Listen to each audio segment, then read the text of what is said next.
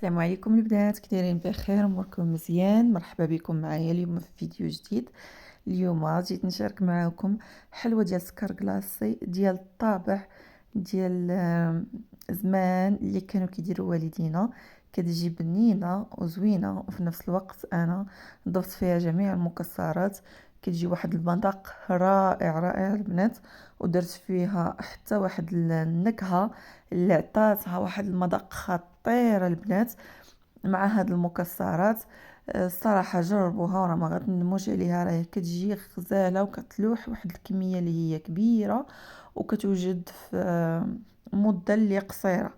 المهم البنات، مرحبا بكم، وكنتمنى ان هاد الفيديو ينال الاعجاب ديالكم. كما كتشوفوا راه تبارك الله كتجي هشيشه ومقرمشه وفي نفس الوقت بنينه بنينه، وكيجيو فيها دوك المكسرات كتحسي بيهم مع مذاق ديال القرفه وواحد المذاق اخر ديال واحد النكهه اللي كتجي خطيره البنات. تبعوا معايا الفيديو حتى الاخر وراه غادي تحماقوا عليها، واللي ذاقها عندكم غادي تعجبو وغتولي هي المعتمده عندكم ان شاء الله باذن الله. انا كنديرها بطريقه اللي هي سهله ومذاق اللي خطير خطير، وحتى الشكل تا هو كيجي رائع البنات كيف ما كتشوفوه، هشيشه هشيشه كتذوب في الفم. المهم غنمشيو للمقادير بطريقه التحضير في نفس الوقت. عندي هنا الزنجلان، كاس ديال الزنجلان حمرته حتى ولا كيطرطق. عندي كاس ديال السنيده، عندي كاس ديال الزيت، وعندي كاس ديال الكركاع اللي هرمشو في هذا في الهاشوار، وعندي الزبده اللذة وحده كامله، وعندي جوج ساشيات ديال الفاني ديال زهرة البرتقال وفانيا عاديه، ومعلقه ديال القرفه وقبيصه ديال الملحه وجوج د الخمارات. كيف ما كتشوفوا معايا هادو هما المقادير.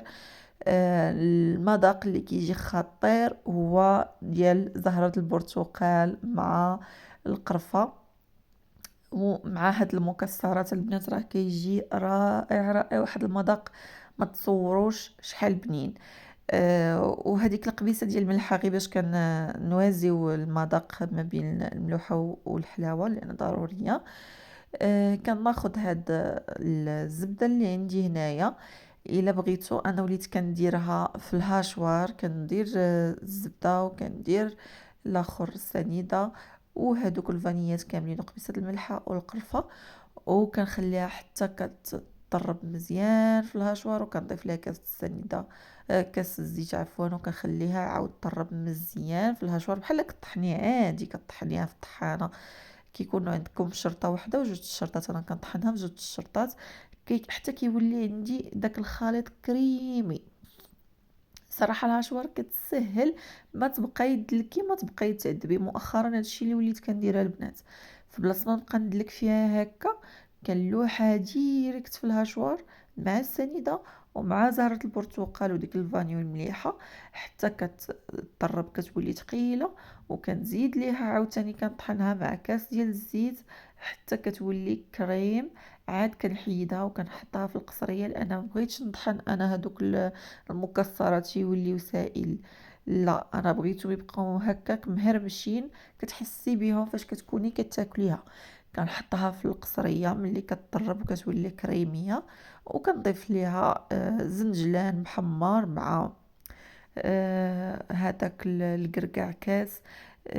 كدوزيه في الهاشوار باش كيولي مهرمش، يعني كيبقاو قطع شويه كبر باش كتحسي بيهم.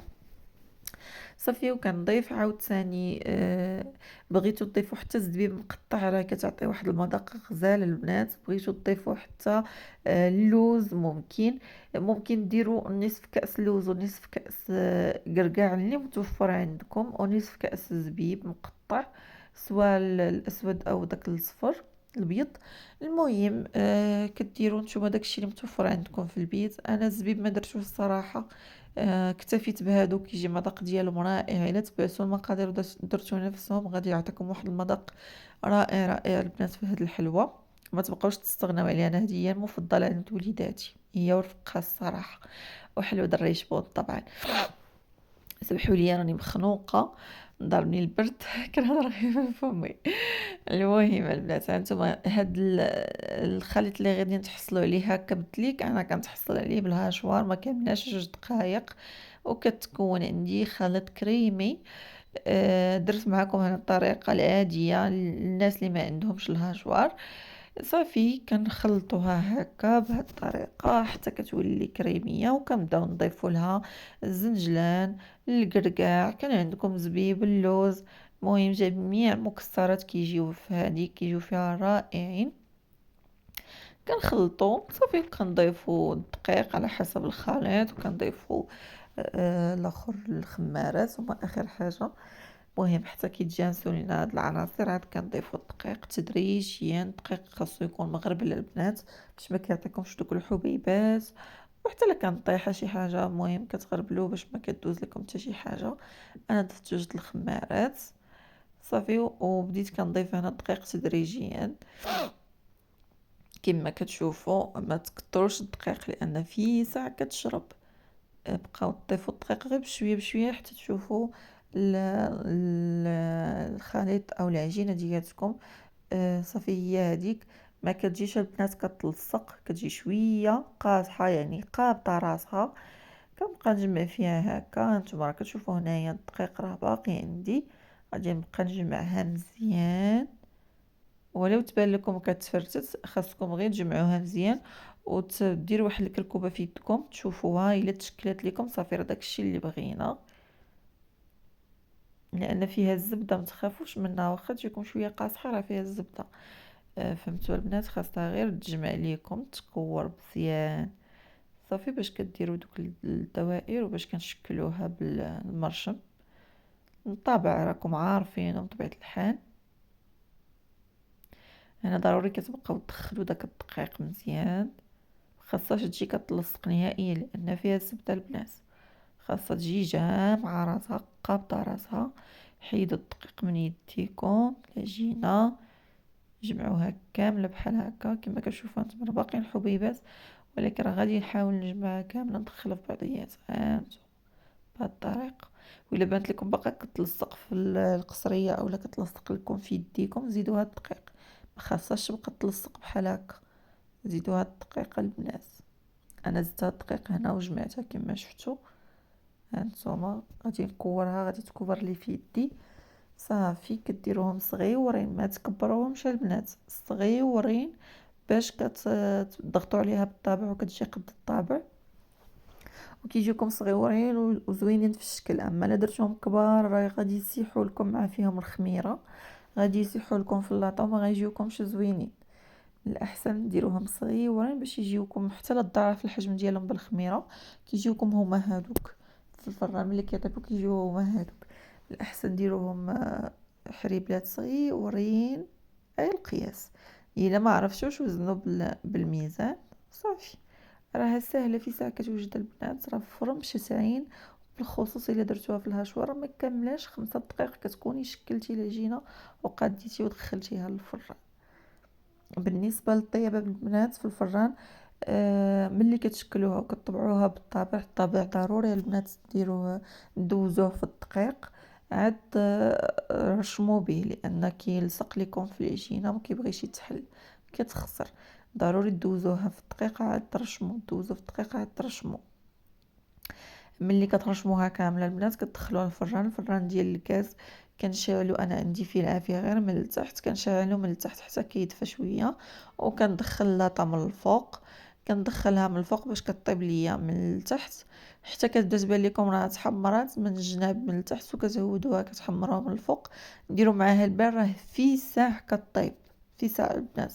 نقول لكم 10 دقائق حتى 15 دقيقه كتكون طابت لان فيها الزبده بالزربه كتاخد اللون الذهبي من التحت وكنهبطها.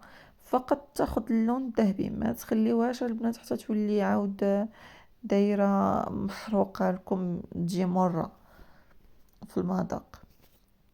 صافي كتذهب من التحت بالكم ذهبت يعني راه طابت، وتهبطوها تذهبوها عاود من الفوق تولي مذهبه اللون ديالها غزال. صافي ديك الساعه كتخليوها حتى تبرد لان كتكون هشيشه، غير كتقيسوها كتفرتت لكم في اليد. تخليوها البنات حتى تبرد على راحتها، لان الا كانت سخونه غتاخذ لكم بزاف ديال السكر كلاصي وغتفرتت لكم ويخسر لها الشكل. خليوها حتى تبرد، عاد باش هزوها وفندوها في السكر كلاصي. بغيتو تفندوها من زوج جهات، بغيتو غير من جهه واحده باش ما تجيكمش حلوه. انا كنفندها غير من الفوق صافي، وكتبداي تفندي وتستفي في السوبيره ديريكت، تفندي وتستفي في السوبيره، تغلقي عليها شي سوبيره اللي تكون كتغلق مزيان باش ما يدخل ليهاش الهواء وتبرد. صافي البنات، وبصحه والراحه، راه كتجي رائعه صراحه، ومذاق رائع رائع بزاف. كنتمنى الى عجبكم هذا الفيديو تخليو لي لايك واشتراك وتعليق محفز، ومرحبا بكم البنات في قناتي. اللي اول مره كتشوف القناه كنتمنى انك تدخلي تشتركي معايا وتنضمي للعائله ديالي، ومرحبا بك، وغادي تستافدي ان شاء الله باذن الله. كنحط لكم وصفات اللي مجربه 100%، شي حاجه اللي رائعه البنات. انتما كما كتشوفوا راني كنديرهم القد في القد، كيجيو قد المرشف في الرشمه. الا درتوهم البنات كبارين بزاف غادي يجيوكم خارجين من الجنب، وهادشي يجي الشكل ديالهم زوين. ما تضغطوش عليهم تاني بزاف باش ما يجيوش رقاق. كنبقى كندير المرشم في الدقيق، وكنبقى كنبسط بيه بحال هكا على شكل ديال الورده. صافي حتى كنرشم كلشي كاع الحريبلات اللي عندي. نتوما ديروهم صغار من هادو، انا هنايا في هاد اللاطه الاولى جاوني شويه ملي طابوا كبروا بزاف. موراها وليت كنصغرهم، ومن بعد ملي كيضاعف الحجم ديالهم كيجيو هما هادوك. تبارك الله جات غزاله لا شكلا ولا مذاقا البنات، كتجي رائعه رائعه. كنتمنى انكم تجربوها، واللي ما عندهاش هاد المرشم راه رخيصه البنات، ما عقلتش بالضبط واش 10 دراهم ولا، المهم البنات راه رخيص وكيجي الشكل ديالو زوين صراحه. صافي انا ندخلهم للفران، ها هما من بعد ما طابوا كما شفتوا راه ما كيجيوش، ما كتخليهمش حتى كيتحرقوا ولا كيتحمروا بزاف، راهم كيجيو مذهبين. هانتوما فقط حدي هنايا كندهبهم وكنمشي كنخليهم يبردوا، من بعد كندوزهم سكر كلاصي. هذا هو الشكل ديالهم النهائي البنات، كيجيو مذهبين، ما تمشيوش تحرقوهم راه كيوليو مارين. راكم عارفين ان الكركاع الا تحمر بزاف كيولي مار.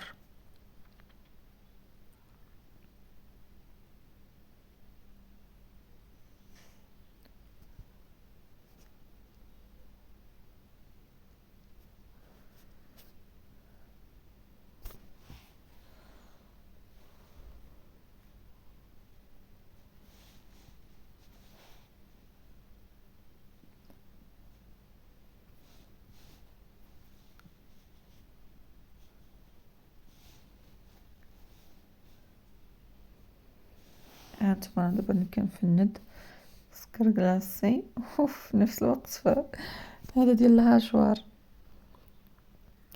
شفتوا كتفندوها هكا وكتحطوها تبرد. انا هنايا فنتهم ديك الساعه كنت مزروبه، خداو لي بزاف ديال السكر كلاصي كتشرب. من الاحسن خليوها حتى تبرد باش ما تاخذش لكم كميه كبيره ديال السكر كلاصي، وفي نفس الوقت ما تهرسش.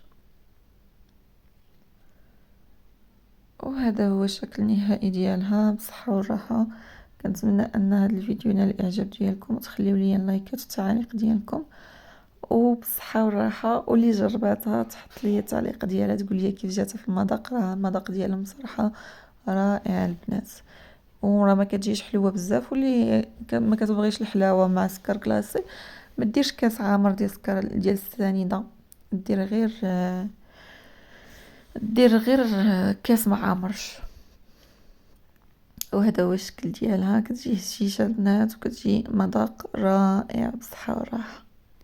مع السلامه، كنتمنى لكم شهيه طيبه. السلام عليكم.